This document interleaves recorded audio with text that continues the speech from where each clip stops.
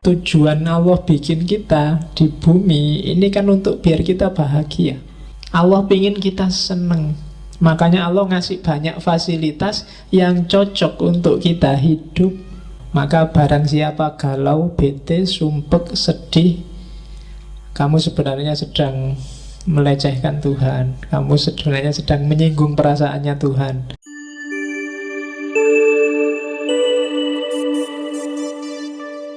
Pengantar ke tanbih, antara lain kita lihat bagaimana Farabi membedakan antara kenikmatan dan kebahagiaan. Orang awam itu mendefinisikan kebahagiaan, sa'adah, itu kenikmatan. Ya, orang hari ini menyebutnya kesejahteraan. Bahasa Arabnya ladzah, diterjemah dalam bahasa Indonesia lezat. Dalam bahasa yang lain kadang disebut enak. Jadi katanya Al-Farabi, lezat, enak, nikmat itu belum bahagia yang sejati. Dia baru level awal. Boleh kamu nyari enak, nyari bahagia, tapi jangan ketipu di situ. Kayak teorinya Plato kemarin, kamu seneng boleh, kamu pingin makan enak boleh, pingin kaya boleh, pingin pacar cantik boleh, tapi dia belum bahagia yang sejati. Kaya itu tidak sejati, karena kaya bisa miskin, ya kan? Makan enak itu tidak sejati, karena kalau kamu sakit, makanan seenak apapun nggak ada gunanya. Padahal kamu dapat kiriman makan enak itu kan kalau sakit. Kalau sedang sehat kan nggak ada temenmu bawain apel, bawain jeruk. Baru kalau kamu sakit dibawain. Padahal waktu sakit, makanan enak itu rasanya nggak enak. Ya kan, berarti makanan enak nggak sejati. Makanya kalau mau ngirim temenmu makanan enak, kirim aja waktu sehat, jangan waktu sakit. Kalau waktu sakit dia nggak minat makan. Ya kan, kecantikan juga nggak sejati. Yang sejati kan kejelekan. Nah, iya kan, itu kan teori lama. Jadi kalau cantik itu besok bisa jadi jelek, tapi kalau jelek kan abadi. Oke. Boleh ya, selamanya. Yo, kamu boleh bantal. Kalau operasi plastik kan nggak Pak, bisa cantik lagi, bisa cantik juga meskipun jelek. Ya nggak apa-apa, cuma jangan sering-sering keluar. Karena sekarang iya, kalau panas nanti meleleh kamu. Oke, jadi kenikmatan belum kebahagiaan. Nikmat itu sifatnya temporer dan berubah-ubah. Kalau kebahagiaan itu sifatnya biasanya lebih tahan lama, lebih abadi. Jadi dalam tanbih ada teori bedakan kenikmatan sama kebahagiaan. Kamu minum teh dan merasa nikmat, itu kan temporer. Kalau nggak percaya, ambillah satu gelas lagi, habis itu ambil lagi sampai gelas ke-6, gelas ke-7, jadinya nggak enak, sudah teh itu temporer. Beda sama misalnya kebahagiaan, kamu paham pengetahuan, paham, nanti di situ disebut lebih abadi, punya ilmu tertentu. Kamu paham teorinya Farabi, alhamdulillah enak ya. Seandainya ditambahi lagi, yang kamu paham lagi, tambah enak lagi. Seandainya ditambah lagi, ilmu tambah paham, kamu tambah lama tambah senang. Itu bedanya kenikmatan sama kebahagiaan. Seenak-enaknya apa ya? Seks lah, seks itu kan dianggap puncaknya kenikmatan. Itu pun juga nggak tahan lama. Paling kamu berapa detik, berapa loh ya kan. Bisa diulang Pak, ya ulang aja. Sak kuatmu wis ping piro, ulang lagi. Semalam terserah berapa ronde, tapi akhirnya juga ndak enak. Kalau sudah kesekian kali itu sudah ndak enak sudah. Itu dunia. Ya kalau kiai zaman dulu itu bedanya di surga sama di dunia. Kalau di surga itu kebalikannya, tambah lama tambah enak. Jadi sama bidadari ini enak, ganti lagi lebih enak lagi. Sehari 70 kali itu tambah enak. Dulu Pak Yai saya jelasinnya gitu, jadi tambah enak terus gitu. Tapi kalau di dunia ini enggak, gradasinya menurun. Iya kan? Yang pertama enak kamu, yang kedua sudah nggak terlalu enak, yang ketiga biasa aja, yang keempat muntah kamu sudah. Ya kan? Loh itu dunia, makanya dia tidak sejati. Kebahagiaan di level itu tidak ada nilainya. Ya kamu boleh, bukan berarti jangan. Karena kalau yang nikmat aja belum kamu lewati, dilewati itu berarti dirasakan terus dilampaui. Ya kamu tidak akan tetap bisa mencapai kebahagiaan yang sejati. Saya tidak akan kawin Pak, saya mau ibadah terus, karena kenikmatannya ibadah lebih abadi, lebih membahagiakan. Tapi kalau kamu tidak kawin, ya tidak bisa kamu mencapai puncaknya nikmatnya ibadah ketika membahagiakanmu lewat jalur ibadah. Makanya kayak di agama Hindu itu ada aliran namanya tantrisme. Tantrisme itu bagaimana orang mencapai ekstase ketuhanan melalui jalur itu.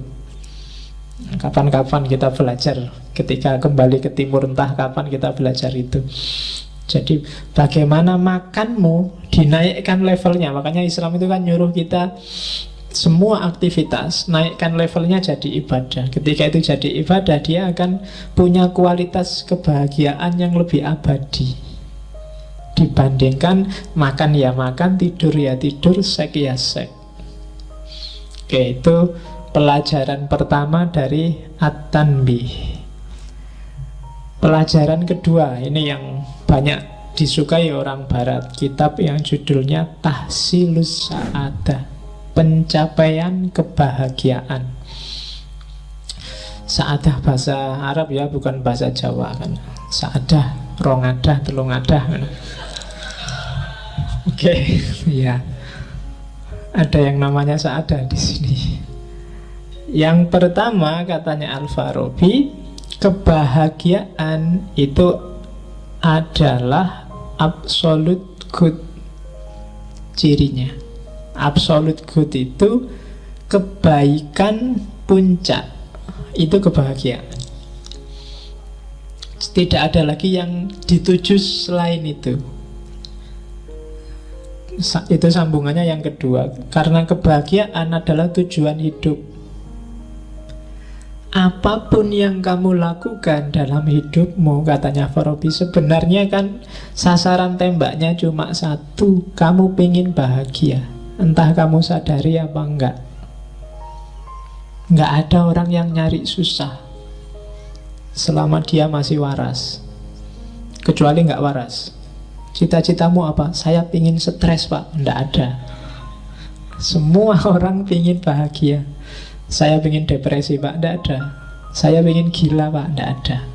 Setiap orang secara fitrah dia pasti ingin bahagia. Dan kalau sudah bahagia selesai, dia tidak pengen apa-apa lagi sesudah itu. Maka dia disebut absolute good. Kebajikan puncak, itu kebahagiaan. Kamu jujur, kamu tekun, kamu rajin, kamu sabar. Itu kan sebenarnya finalnya adalah dengan tekun, rajin, sabar, kamu ingin bahagia.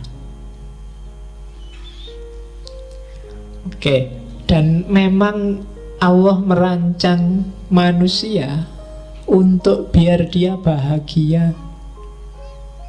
Tujuan Allah bikin kita di bumi ini kan untuk biar kita bahagia. Allah ingin kita seneng. Makanya Allah ngasih banyak fasilitas yang cocok untuk kita hidup. Kan bumi dan isinya ini kan pas banget untuk kita hidup. Kenapa sih kok Allah sempet-sempetnya ngasih kita yang pas luar biasa untuk hidup kita? Karena Allah ingin kita bahagia. Apa-apa mudah, apa-apa tersedia. Kalau ada yang kurang kok ndak ada, biasanya karena pokal kita sendiri. Tapi Allah menyediakan full dan nggak ada bayarannya, gratis. Kalian dikasih tangan cuma 2, dikasih kaki 2, dan itu pas. Dan dikasih akal. Akal itu kan luar biasa, nggak ada hewan yang dikasih akal selain manusia. Jadi ya kan kita kan hewan jenisnya, hewan yang berpikir. Jadi Tuhan menciptakan kita itu untuk bahagia. Maka barang siapa galau, bete, sumpek, sedih, kamu sebenarnya sedang melecehkan Tuhan. Kamu sebenarnya sedang menyinggung perasaannya Tuhan. Sudah dikasih macam-macam kok kamu masih bete, kamu masih galau. Itu yang bikin kemarin waktu kamu kecil, waktu kiai-kiaimu selalu bilang bahwa bersyukurlah. Dengan syukur nikmatmu akan ditambah. Karena seandainya akal kita normal, sebenarnya melihat semua fasilitas dari Tuhan tadi, pasti kita akan bersyukur dan bahagia. Seandainya ada masalah sekalipun, ya mungkin setiap orang tidak ada yang tidak punya masalah. Kalau di persentase, mungkin masalah hidupmu itu tidak ada 10%-nya nikmat dan kebahagiaan yang kamu dapat dari Allah. Silahkan kamu tulis nanti pulang dari sini, sebenarnya problemku itu apa sih? Tesis yang tidak selesai-selesai, atau skripsi yang tidak mulai-mulai, atau apa. Itu problem-problemmu kan seputar-seputar itu aja. Pacar yang nggak dapat-dapat, atau yang sejenis itu kan. Lu itu kalau di persentase dari 100% variabel hidupmu, paling tidak ada 10%-nya. Kamu masih bisa makan enak, masih bisa mandi seger, masih bisa minum teh manis, masih bisa. Banyak orang yang manis saja nggak boleh, teh juga nggak boleh, air putih banyak-banyak nggak boleh, ya kan? Tidur nggak bisa, ngerokok padahal pingin nggak boleh. Ya, bukan banyak yang kayak gitu. 80% hidupmu dan dengan 20% masalah, itu ya tetap kamu harus bersyukur. Maka katanya Farabi, ndak, Allah menciptakan kita untuk bahagia.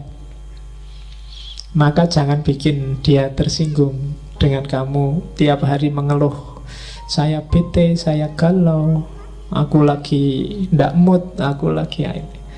Padahal apa sih yang nggak dikasihin Allah padamu? Tahsilus sa'adah. Jadi capailah kebahagiaan biar Allah seneng. Kayak kalian itu loh, kalau ngasih seseorang, bantu seseorang, dan yang dibantu kok terus alhamdulillah sampean bantu sekarang hidupku beres, aku urusanku selesai semua, yang bantu kan juga seneng. Tapi kalau kamu bantu orang, yang dibantu merengut, terus sumpek, terus iya sih terima kasih dibantu, tapi yo masalahku masih banyak, itu yang bantu juga jadinya nggak enak hati. Jadi bahagialah. Allah menciptakan kita untuk bahagia. Tidak usah terlalu dipikir masalahmu yang hanya 10-5% itu. Kalau ada solusi ya diambillah solusi itu. Kalau nggak ada ya dipikir lagi. Kalau buntu ya dinikmati aja masalahnya. Itu lebih enak. Kan sekarang biasanya yang bikin kamu sumpek kan nyari jalan keluar. Saya nyari jalan keluar nggak nemu-nemu Pak. Ya sudah, kalau nggak nemu ya nggak usah dicari. Oh nggak nemu, dinikmati aja masalahnya. Tesis nggak selesai-selesai ya sudah, ditunggu aja. Sopo ngerti dapat surat peringatan. Loh ya kan. Kalau dapat surat peringatan kan nanti gerak sendiri. Oke, jadi yang kedua itu. Yang ketiga rumusnya dari tahsilus sa'adah, semua yang membuat seseorang bahagia itu baik. Tapi semua yang bikin kamu galau, bete, itu kebalikannya, pasti tidak baik. Kalau tesismu nggak selesai-selesai, itu pasti tidak ada yang tidak baik yang sedang kamu jalani. Mungkin kamu males, mungkin kamu nggak tertib, mungkin kamu ogah-ogahan, mungkin kamu mismanajemen waktumu, pasti ada yang salah. Dan itu membawamu pada ketidakbahagiaan. Dan semua yang membuatmu bahagia itu pasti baik. Kok ada yang tidak baik tapi membuatmu bahagia, hati-hati, awas ketipu. Itu jebakan. Hakikatnya dia jelek. Misalnya, Pak, kemarin saya nyontek, akhirnya nilaiku A, Pak. Oh itu iya, nilaimu A, tapi hati-hati dalam praktek hidup yang sejati, awas keliru. Misalnya kamu harusnya levelmu nggak IP 4, tapi IP-mu 4, orang anggap kamu pinter, padahal ternyata enggak. Itu bahayanya, silahkan dinikmati sendiri. Banyak bahayanya, panjang. Jadi pokoknya yang bikin kamu bahagia pasti baik. Kok kamu bahagia dengan hal yang tidak baik, itu sebenarnya bukan bahagia, atau sebenarnya itu nikmat sementara, ladzat tadi. Tapi resiko tidak bahagianya sangat panjang. Nah, oke. Saya tidak sholat tidak apa-apa itu, Pak. Aku tidak puasa biasa aja kan, tidak masalah. Allah juga nggak cerewet, nggak marah-marah. Nah, iyalah, kamu ngitungnya sekarang. Tapi mungkin ada efek yang tidak kamu sadari. Karena ketika Allah nyuruh sesuatu, itu mungkin rahasianya tidak sekarang saat ini, tapi ada skenario yang dibikin sendiri oleh Allah untuk mekanisme hidup kita. Karena Allah pasti tidak butuh sholatmu, tidak butuh puasamu, tidak butuh zakatmu. Jadi segala yang membuat bahagia itu pasti baik. Atau kebalikannya, kalian melakukan kebaikan kok tidak bahagia ya, Pak? Ketika kebaikan tidak bikin kamu bahagia, berarti ada misunderstanding, ada pemahaman dan pengetahuan yang belum kamu jumpai. Kayak di Plato kemarin, saya jujur, Pak, tapi kok sumpek gini hasilnya, Pak. Kok malah rumit hidupku. Harusnya jujur itu bikin bahagia, tapi kok bikin aku malah galau. Ada yang keliru dalam pemahamanmu tentang kejujuran dan kebahagiaan dari jujur. Konsepmu mungkin salah. Mungkin bahagia menurutmu apa? Atau jujurmu itu jangan-jangan bukan jujur yang sejati, tapi jujur yang terpaksa. Atau pasti ada yang keliru. Pokoknya rumusnya katanya Farabi, perbuatan baik hasilnya pasti bahagia. Rumusnya di situ. Semua yang bikin bahagia pasti baik. Kalau ada yang enggak, pasti ada yang salah. Terus katanya Farabi lagi, rumus keempat, orang tidak cukup hanya paham dan sadar, tapi juga dia harus ingin dan target. Oh, ini dimensi praktis yang kemarin tidak ada di Plato. Paham teorinya dan sadar pentingnya itu belum cukup. Perlu ditambah mau menjalankan. Sekarang kan banyak kamu yang pinter-pinter, sudah S2, sudah kuliah, itu kan biasanya ilmumu lengkap. Apa sih kebaikan yang tidak kamu ketahui? Apa sih barang salah yang kamu tidak paham? Tapi antara paham dan menjalankan ternyata ada jarak. Kamu ngerti kalau puasa Senin Kemis itu bagus, tapi kamu puasa kalau pas lagi ada masalah, sholat tahajud kalau ada masalah. Kan biasanya kamu gitu. Nah, jadi ada jarak katanya Frobinda. Tidak cukup hanya kamu ngerti dan paham teorinya, tapi juga harus niat dan menjalankan isi teorimu. Nanti detail pemahamannya di belakang. Tapi ini penting. Jadi kehendak itu jadi kunci. Kamu pingin bahagia atau tidak?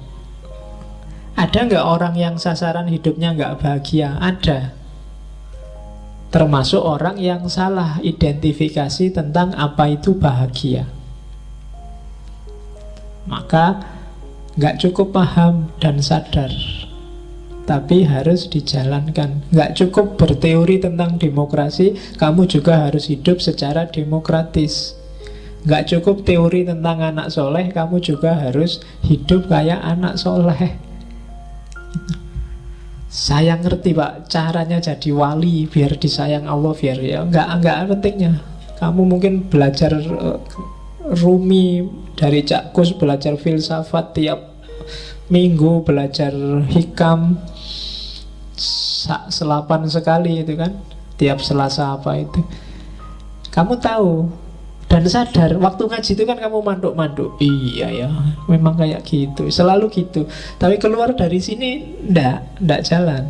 Kamu ndak berkehendak untuk menerjemahkan itu dalam kehidupanmu. Dan itu sumber masalah. Kenapa kamu nggak bahagia? Kenapa nggak bahagia? Karena ideal yang ada di kepala dan hatimu ternyata tidak nyambung sama praktek hidupmu sehari-hari. Itu loh. Maka jadi masalah. Kalau menurutmu rokok itu jelek dan kamu tidak bisa meninggalkan rokok, itu kan siksaan luar biasa. Sambil ngerokok kamu, aduh ini sakit jantung ini, sambil nggak menikmati. Iya kan, tidak nyambung, kamu tidak bahagia. Mending kamu anggap serokok ini bermanfaat, bagus bagiku, tidak tahu buat orang lain, pokoknya bagiku bagus. Itu lebih enak rasanya rokok. Tapi kalau sambil ngerokok kamu nonton gambarnya itu, aduh merokok bisa membunuhmu, wah mati ya. Jadi sambil ngerokok kamu mati ini kan itu. Iya. Jadi tidak nyambung. Ideal sama praktek hidupmu harus nyambung. Kalau tidak ya kamu tidak akan bahagia. Maka tidak cukup tahu dan sadar, tapi juga menginginkan dan menjalankan. Itu teori untuk bahagia. Kalau menurutmu mahasiswa itu wajib punya pacar dan kamu tidak punya pacar, itu kan siksaan luar biasa. Mending kamu punya ideologi tidak usah pacar-pacaran dulu, itu malah nyaman. Kamu tidak galau, nggak punya pacar nggak masalah. Memang aku tidak ingin punya pacar. Itu untuk nutupi yang tidak laku. Jadi dalilnya ngono wae. Tadi saya ideologinya beda, nggak setuju pacar. Ya kan? Lo kebalikannya, kalau kamu sudah matok ndak pingin pacaran tapi kok ya jatuh cinta, itu kan ya siksaan luar biasa. Atau kamu ndak pingin punya pacar kok terlanjur punya pacar, itu juga siksaan. Pingin punya pacar nggak punya pacar juga siksaan. Ideal yang di kepala dengan prakteknya nggak nyambung.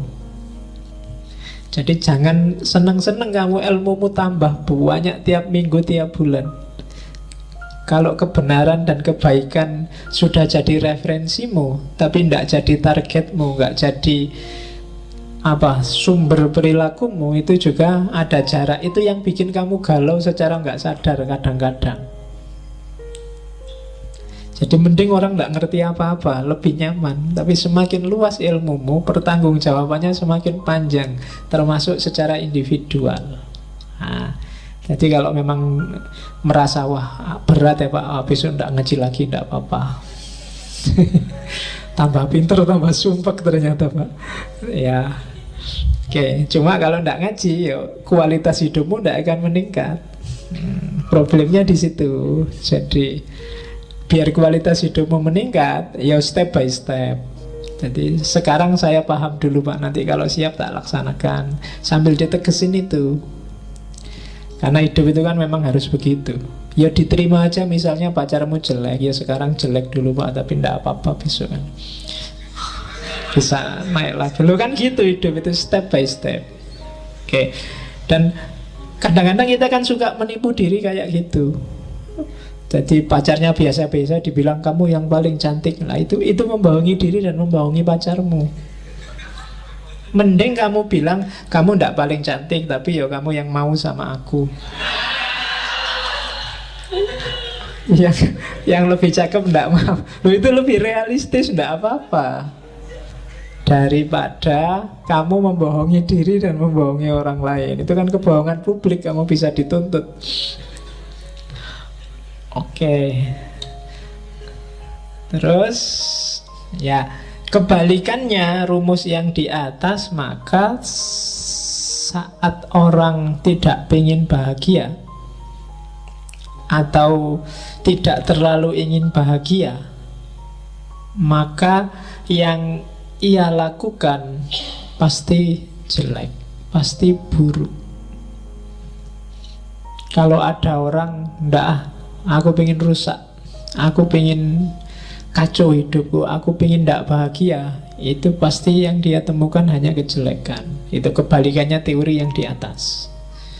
Maka tidak usah merasa bersalah kalau kamu cita-citanya pingin bahagia. Hati-hati, biasanya yang muda-muda yang masih bergairah pingin alternatif, cara berpikir alternatif. Ya boleh, cuma hati-hati kalau ujungnya bukan kebahagiaan, katanya Al-Farabi, yang kamu temui di jalannya itu barang-barang jelek. Nanti dipahami di belakang kenapa bisa begitu. Terus kapan bahagia itu terjadi? Bahagia terjadi ketika jiwamu termanifestasikan, kayak di Plato kemarin, jiwamu terimplementasikan secara sempurna, optimal. Dalam dirimu itu ada daya jiwa apa saja sih? Kalau itu dijalankan secara optimal, maka disitulah kamu akan merasa bahagia.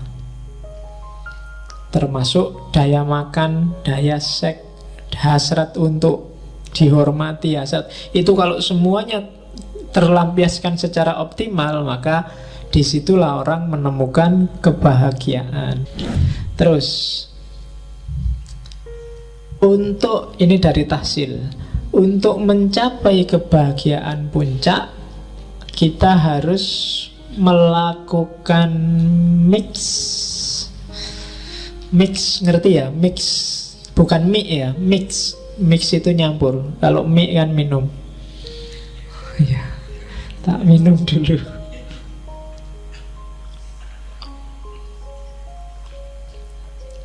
Mix antara keutamaan teoritis, keutamaan kadang juga diterjemahkan kebajikan, bahasa Inggrisnya virtue.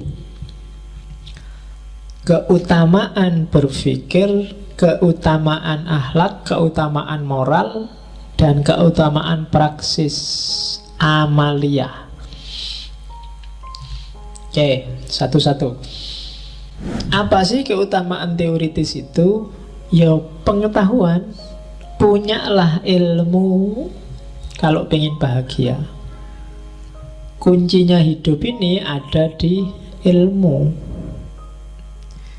Rumusnya kalau bahasanya Farabi, apa saja sih yang berharga untuk dijadiin ilmu biar kita bahagia? Ya semua ilmu. Baik itu tentang being itu segala hal yang ada, atau tentang fisik, fisika, barang-barang yang bisa dijangkau oleh panca indera, atau metafisik, segala yang di luar jangkauan panca indera, atau tentang intelek. Intelek itu kemampuan manusia, dimensi rohaninya, atau tentang intelligible. Intelligible itu segala yang bisa dipahami dan difikirkan oleh manusia, fikirkanlah. Jadi kunci pertama untuk bahagia, perdalam pengetahuan. Semakin orang wawasannya luas, semakin kesempatan dia untuk bahagia juga luas.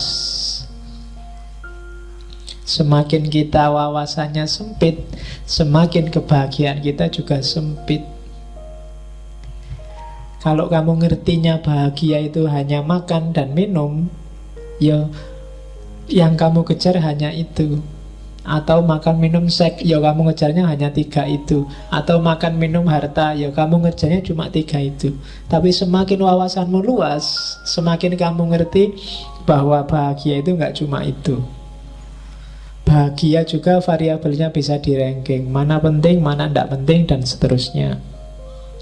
Terus kebahagiaan juga akan berujung pada Tuhan sebagai kebahagiaan puncak.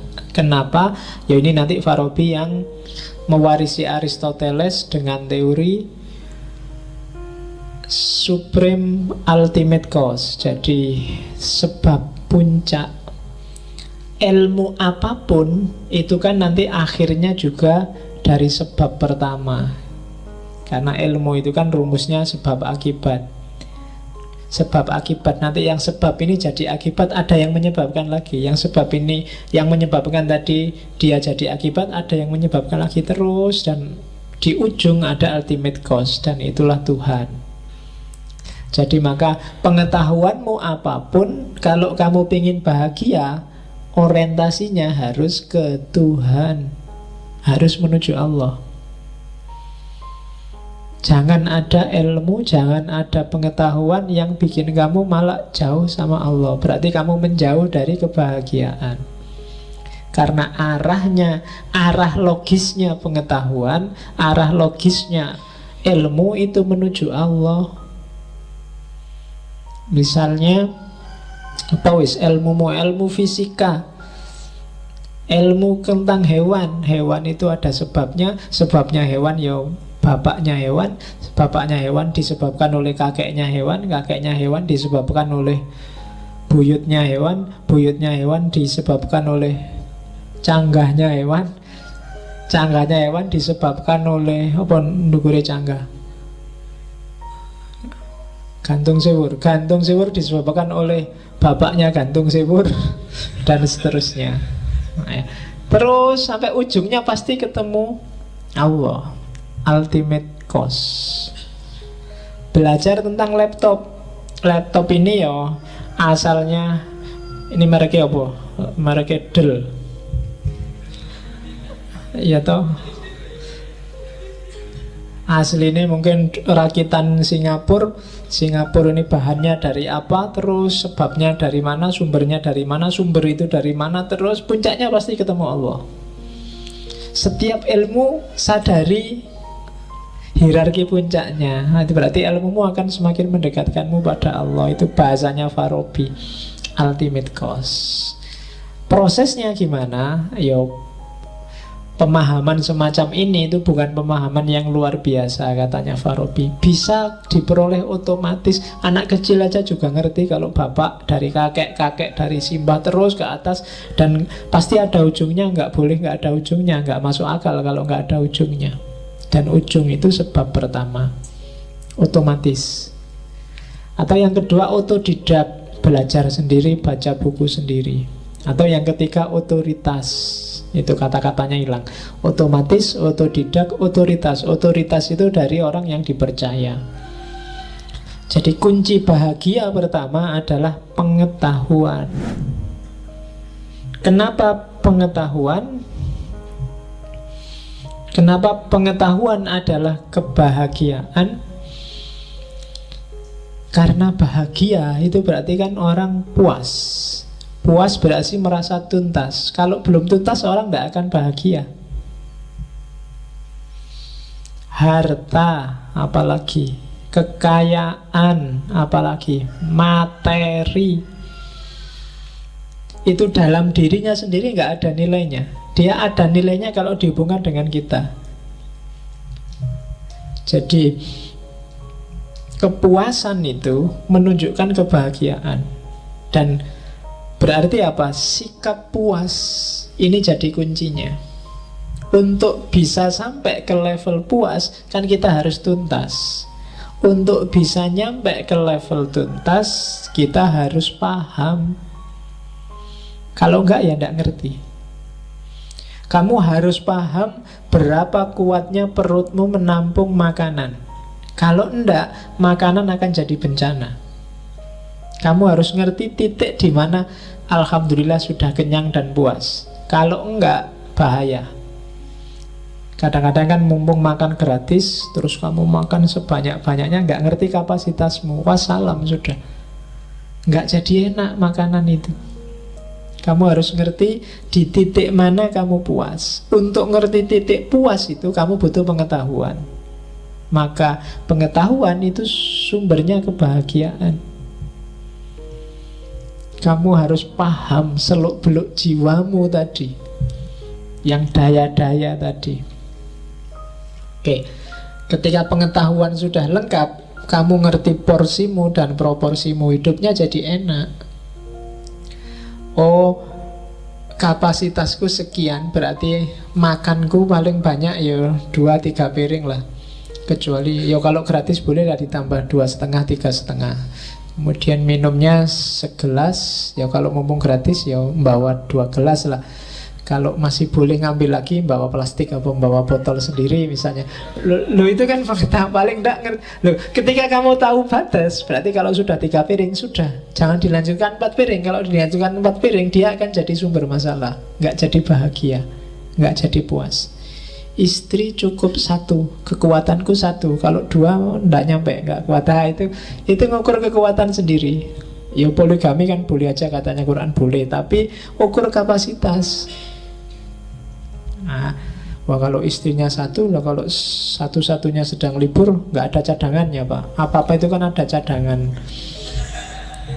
Wong ya kan listrik mati ada genset kan tetap nyala lah. Kalau istri satu off kan satunya on. Kalau dua-duanya off ya berarti harus ada yang ketiga Pak. Jadi ya. Oh, iya. Iya, mikirnya sampai ke situ. Oke ya, jadi sumbernya kebahagiaan itu pengetahuan. Kenapa pengetahuan? Karena dengan pengetahuan kamu ngerti batas, kamu ngerti titik puas. Kamu ngerti kapan itu tuntas, kapan itu belum. Nah, di situ kuncinya kebahagiaan. Termasuk jiwa harus sempurna, implementasinya harus tuntas dan seterusnya. Itu juga semua butuh pengetahuan. Kenapa tadi kamu sabar, kamu jujur kok merasa masih sumpek? Pengetahuanmu yang kurang tentang kejujuran dan kesabaran. Belajar lagi. Kamu sedang salah paham. Harusnya kamu pasti bahagia kalau sudah jujur. Nggak ada, saya menyesal Pak, jujur. Gara-gara jujur terus ada masalah. Enggak, mungkin kamu salah paham. Coba ditambah lagi pengetahuannya. Jangan-jangan itu bukan masalah. Jangan-jangan kalau kamu nggak jujur, masalahnya lebih besar. Nah, itu hubungan pengetahuan dan kebahagiaan. Yang kedua, keutamaan berpikir. Oke, berpikir itu apa sih? Berpikir itu kan menemukan yang penting dan baik untuk hidup kita. Kita mikir itu kan selalu begitu.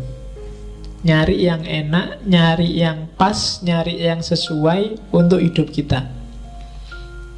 Biar mendukung kebahagiaan, usahakan katanya Farabi, berpikirlah hanya tentang yang baik-baik dan utama-utama. Dan pertahankan ini untuk jangka waktu yang lama. Jangan mikir yang remeh-remeh yang tidak ada gunanya, yang tidak penting. Biasanya itu sumber kamu tidak bahagia. Tiba-tiba kamu galau. Kenapa kok kamu galau? Kasihan Saipul Jamil Pak di penjara. Ngapain kamu ikut mikir? Penting ndak Saiful Jamil bagimu? Tiba-tiba kamu kok ikut galau. Ngapain kamu kok kelihatan marah gitu? Itu loh Pak, lihat TV, ILC, gegeran. Masa nggak sadar? Loh kamu galau untuk hal yang apa ya itu penting buatmu? Utama buatmu. Apa ndak ada yang lebih utama, yang lebih baik? Nah, jadi masukkanlah di kepalamu, berpikirlah untuk hal-hal yang utama dan baik saja untuk dirimu. Ketika kamu keluar jalur, di situ nanti akan lahir kegalauan karena barang tidak penting kamu posisikan jadi penting. Barang tidak urgent kamu jadikan urgent. Bahkan nanti katanya Al-Farabi, kalau kebaikan dan keutamaan ini bisa tahan lama, sampai lama kesimpulanmu ini tetap baik, ini tetap utama. Hal yang kamu sebut tetap baik dan utama itu kalau bisa jadikan undang-undang. Iya, kayak misalnya jujur. Jujur itu enak Pak. Semakin saya jujur semakin nyaman. Sampai bertahun-tahun jujur, nyaman dan enak. Jadikan aja jujur sebagai undang-undang. Karena itu pasti benar, pasti bagus. Anti korupsi itu ternyata lebih enak. Anti korupsi dirasakan lama, hidup lebih nyaman, nggak kesusu-susu, nggak merasa dikejar dosa. Jadikan itu undang-undang, katanya Farabi. Berarti itu bagus. Jadi berpikirlah tentang yang utama-utama, sisihkan yang tidak penting. Kan ada hadisnya itu kan, min khairi husnil mar'i tarkuhu malayakni. Jadi di antara ciri orang baik itu meninggalkan apa yang bukan urusannya. Kalau nggak ada urusan, nggak usah capek-capek ikut mikir, ikut cawe-cawe, ikut debat. Mari kita perdebatkan apakah anaknya Anang itu pakai pemutih apa enggak ya. Buat apa kamu bahas itu? Di internet itu kan gitu kan, sampai komentari ratusan hanya gara-gara bahas itu pakai pemutih apa enggak, kurang kerjaan. Jadi ya kita berpikir yang utama-utama lah, bukan hal-hal yang iseng. Ya kan LGBT, kamu kan terus mati-matian bahas LGBT. Signifikasinya coba dicek. Kalau signifikan untuk hidupmu, tidak apa-apa. Kalau nggak signifikan, kamu kehabisan daya, kehabisan energi, kehabisan tenaga untuk hal yang tidak penting. Padahal mungkin bisa kamu pakai untuk hal yang lebih penting. Daripada kamu debat tentang infotainment, sudah kamu duduk depan komputer, tesisnya digarap, skripsinya diselesaikan, kan lebih enak. Oke, jadi berpikirlah tentang yang utama-utama. Oke, terus ya, dan katanya Farabi memang berpikir lewat jalur rasional itu salah satu solusi hidup. Kuncinya di situ. Karena yang rasional itu kesimpulannya, jadi kalau kita pakai akal, jalur satu-satunya yang tidak butuh pihak lain itu mikir pakai akal. Kalau jalur bayani kita butuh teks, kalau jalur irfani kita butuh otoritas. Tapi kalau pakai akal tidak. Maka katanya Farabi, jalur burhan itu lebih bisa dipertanggungjawabkan dalam berpikir. Oke, aliran sesat itu biasanya sumbernya dua. Urusan tafsir teks yang biasanya ada dalam cara berpikir bayani, atau urusan beda panutan yang biasanya ada dalam cara berpikir irfani. Tapi aliran burhan itu jarang gegeran, aliran-aliran rasional. Karena katanya Farabi memang akal lah yang punya sumber berpikir a priori yang tidak butuh pihak lain. Akal yang benar menurutku kemungkinan besar juga benar menurut kamu. Itu burhan biasanya. Tapi kalau tafsir bayan itu kadang-kadang benar tafsirku bisa beda sama tafsirmu. Logika itu sifatnya arbitrer, pasti. 1 tambah 1 2 itu kan logika. Setengah lebih kecil dari 1 juga logika. Itu sifatnya lebih universal. Maka keutamaan berpikir jadi salah satu sumber kebahagiaan. Cuma keutamaan berpikir harus diimbangi dengan keutamaan moral. Kalau berhenti di keutamaan berpikir, ya kamu hidupnya di dunia ide, dunia ideal. Maka dia harus diimbangi oleh keutamaan moral. Jiwamu harus seimbang. Ya kalau ilmu akhlak itu kan, kalau Farabi mendefinisikan science that studies the state of human soul. Jadi tentang jiwa. Moral itu berarti urusan tentang jiwa. Ya ada 2 jenis, ada akhlak teoritis dan akhlak praktis. Akhlak teoritis itu yang ideal, keutamaan berpikir, dan akhlak praktis. Akhlak praktis itu ya prakteknya. Jadi mikir itu juga harus ada dimensi prakteknya. Nah itu keutamaan moral yang ketiga. Moral saja tanpa mikir orang bisa salah arah. Mikir tanpa moral jadinya hantu, ideal gak ada wujudnya. Maka keutamaan teoritis, keutamaan berpikir harus diimbangi dengan keutamaan moral. Kamu punya teori-teori banyak, cara berpikir yang bagus, tapi nggak punya implikasi praktis, ya pikiranmu paling banter jadi buku dan jadi koleksinya perpustakaan. Tapi kalau kamu bisa menunjukkan relevansi praktisnya, itu pikiranmu akan lebih abadi. Ya jalurnya 2 untuk membentuk karakter, membentuk moralitas. Kalau menurut teorinya Farabi, yang pertama lewat instruksi. Instruksi itu ya nasihat, perintah, himbauan, anjuran. Itu biasanya dari yang punya otoritas, kiai, ulama, dan lain sebagainya. Yang kedua, lewat habituasi, pembiasaan. Habituasi ini penting ya. Kapan-kapan kita belajar itu. Dulu pernah belajar di Pierre Bourdieu. Kenapa kalau kamu yang rajin sholat, sekarang tidak sholat merasa tidak nyaman? Itu habituasi. Tapi coba ulang bolak-balik tidak sholat, lama-lama tidak sholat itu biasa. Tidak nyamannya pasti hilang. Ya, itu namanya habituasi, pembiasaan. Kamu sekali bohong, batinmu mesti tidak enak. 2 kali tidak enaknya tinggal separuh, 3 kali tidak enaknya tinggal seperempat, 4-5 kali bohong dan aman. Kamu lama-lama merasa bohong itu biasa. Bahkan besok-besok mungkin kalau tidak bohong tidak enak. Ah, masa aku jujur ya kok tidak enak. Lo bisa lo kayak gitu. Kok deso banget aku, kok jujur banget, kok lugu banget, harusnya ya roto. Nah, itu biasa sudah kebalik. Kalau semula nggak jujur nggak enak, sekarang jujur nggak enak. Itu habituasi. Oke, kayak ngaji malam Rebo ini loh. Kadang-kadang libur juga nggak enak, biasanya ngaji ya, itu habituasi. Tapi kalau kosong 2, 3, 4, 5 sampai 6 kali itu, kalau nggak kosong kamu malah heran. Loh kok nggak kosong, Pak? Biasanya kosong. Sementara kamu kagetnya kalau pas kosong, karena biasanya saya masuk. Nah, itu namanya habituasi. Jadi pikiranmu tergantung kamu biasakan untuk apa. Moralitas sumbernya juga habituasi. Kalau kamu terbiasa melakukan perbuatan baik itu biasa, tidak luar biasa. Dan kebalikannya juga. Oke, keutamaan moral. Yang keempat, keutamaan kreatif. Jadi keutamaan kreatif praksis itu keutamaan dalam berkarya.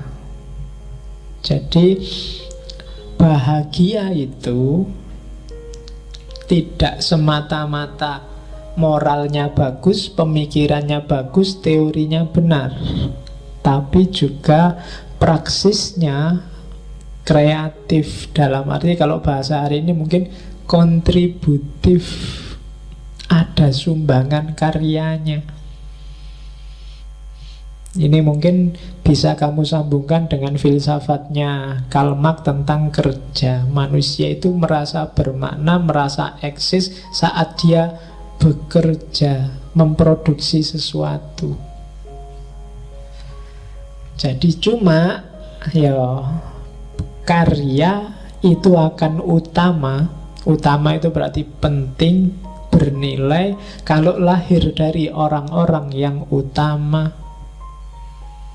Kalau manusianya tidak utama, karyanya tidak akan utama. Caranya untuk utama gimana? Ya, keutamaan teorinya ada, keutamaan proses berpikirnya ada, keutamaan moralitasnya ada. Jadi orangnya pinter, pengetahuannya banyak, itu kan pinter. Orangnya cerdas, proses berpikirnya jalan. Dan orangnya bermoral, maka karyanya pasti kontributif, pasti utama. Dan orang semacam ini, dia sendiri bahagia dan bisa membahagiakan orang lain. Jadi mix antara 4 hal inilah yang bikin orang bahagia. Praksis, moralitas, berpikir, dan teori. Terus, waktunya cepet ya. Nah, ini yang habituasi tadi. Berbuat baik termasuk menuju kebahagiaan. Ini saya singgung di sini. Katanya Farabi, kebajikan itu seperti menulis. Perilaku utama itu seni, seperti seni menulis. Semakin orang berlatih mempraktekkan, maka tulisannya akan semakin baik. Moralitas juga begitu, kebajikan juga begitu. Semakin orang membiasakan diri menjalankan kebajikan, semakin dia menjadi bijak. Dan kalau sudah bijak, dia akan bahagia. Nah, itu teorinya. Jadi, jadilah orang baik, maka kalian akan bahagia. Sementara belum sempurna kebaikanmu, bahagiamu juga dalam proses menuju kesempurnaan. Jangan menyerah, latihlah terus. Kayak kamu nulis itu loh. Nulis pertama nggak bisa dipahami, nulis kedua agak dipahami, nulis ketiga mulai enak bahasanya, nulis keempat mulai kenyang, terus begitu. Tapi kalau kalian nggak latihan-latihan, merasa sudah ngerti, merasa sudah bisa dan selesai, ya kalian nggak akan jadi orang bijak. Meskipun punya wawasan tentang kebajikan, harus dijalankan. Kayak kalian latihan nulis, ya sebenarnya nggak cuma nulis, ngomong juga begitu. Pertama grogi, lama-lama mesti setengah grogi, terus seperempat groginya, terus ndak grogi sama sekali. Bahkan terus nggak dikasih jatah ngomong pun kamu angkat tangan biar bisa ngomong. Nah itu karena sudah terlatih. Jadi hidup ini semacam itu yang tadi saya sebut habituasi. Awal memang rasanya nggak enak. Biasanya kamu nggak sodako. Kalau sodako paling kamu cari yang paling kecil terus kamu cemplungkan 500 mungkin, atau 1000 atau 2000. Kalau ada orang ratusan ribu dicemplungkan, kamu geleng-geleng kepala. Paling mau anggap orang itu ndak pinter ya, 100.000 kok dicemplungin. Tapi semakin coba kamu biasakan, ngasihlah tiap Jumat 100.000, 100.000. Kamu ngasih di bawah itu, besok rasanya nggak enak. Nggak ngasih juga nggak enak. 100.000, 100.000, terus minggu selanjutnya nggak ngasih, uang duitmu habis. Rasanya nggak enak mesti. Nggak enaknya karena duit entek. Jadi itu habituasi namanya. Jadi kebajikan itu seperti menulis. Terus, nah, kebahagiaan manusia itu berarti rumusannya akhirnya ada dua. Jadi bahagia itu campuran, mix antara kemampuan dan kemauan. Mikir itu kan kemauan, pengetahuan itu kemampuan, berkarya itu kemauan plus kemampuan, moralitas itu kemampuan.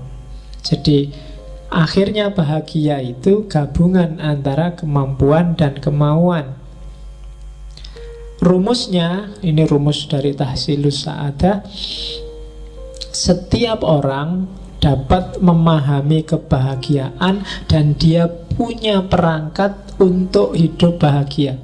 Tidak terkecuali siapapun, tidak miskin, tidak kaya, tidak muda, tidak tua, dia punya fasilitas lengkap untuk hidup bahagia. Allah tidak akan menganaktirikan siapapun.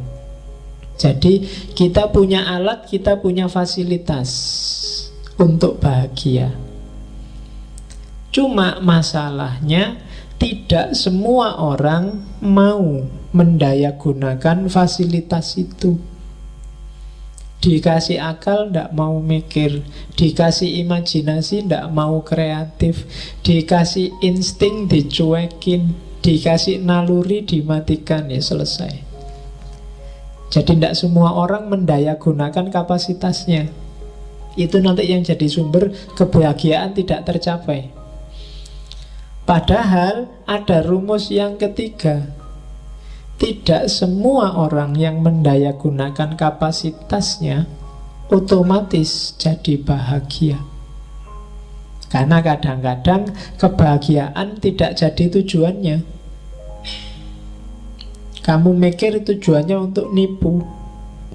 Kamu mengumbar nafsu itu kan mengumbar insting, tujuannya hanya untuk kesenangan sementara, senang-senang. Itu pakai kapasitas tapi tidak bahagia. Karena ternyata kebahagiaan bukan tujuanmu. Oke, itu rumus yang keempat. Ada juga orang yang sudah menggunakan kapasitasnya, sudah pingin bahagia, tapi tidak nyampe juga di kebahagiaan. Itu mungkin karena metodenya salah. Mungkin level teoritisnya belum lengkap, pengetahuannya tidak cukup. akalnya kurang cerdas sehingga wawasannya pendek. Jangan salah, orang tidak cerdas itu di antara cirinya kan wawasannya pendek. Orang yang wawasannya pendek, kalau ada masalah itu biasanya susah nyari alternatif jawaban. Dan itu juga trouble. Ngantuk. Loh, orang yang ngantuk itu yo bio carane bendak ngantuk. Wah, ndak ada, tidur aja. Nah, itu. Tapi kalau yang cerdas, caranya biar nggak ngantuk, misalnya minum aja terus, misalnya matanya diganjel aja, misalnya, loh itu kan alternatif namanya, contohnya. Nah, jadi sambil merem, sambil ketawa, pokoknya ketawa aja terus, nanti kan nggak ngantuk misalnya. Itu kan solusi. Patah hati, orang yang nggak cerdas, wawasannya nggak panjang, begitu patah hati ya wah duniaku gelap. Ini sudah mau kiamat, ini sudah mati aja. Nah itu ngertinya cuma itu. Tapi kalau yang cerdas kan, wah diputus ini, oh alternatifnya banyak, masih tenang aja. Bisa dirayu lagi biar balik, bisa ke dukun, bisa ya banyak caranya biar dia kembali. Ya cari yang lain, emangnya ndak bisa nyari di bawahnya, misalnya kan. Mulai ya kan di atasnya kan. Kalau kamu sedang marah jangan bilang emangnya aku ndak bisa nyari di atasmu, ndak, susah. Nyari di bawahmu mesti banyak. Oke. Jadi itu kan dari atas tadi kan. Ndak semua orang pasti punya kapasitas untuk bahagia. Cuma ndak semua orang menggunakan kapasitas itu. Yang kedua, dari semua orang yang ada, orang yang menggunakan kapasitas tapi tujuannya bukan kebahagiaan, ia ndak akan bahagia. Ada orang yang menggunakan kapasitas tujuannya kebahagiaan tapi tidak nyampe atau belum nyampe dalam bahagia karena mungkin prosesnya belum penuh. Dan orang yang terakhir ini harus sabar di dalam menempuh 4 keutamaan tadi. Keutamaan teoritis, keutamaan berpikir, keutamaan moralitas, dan keutamaan praksis. Baru dia bisa bahagia.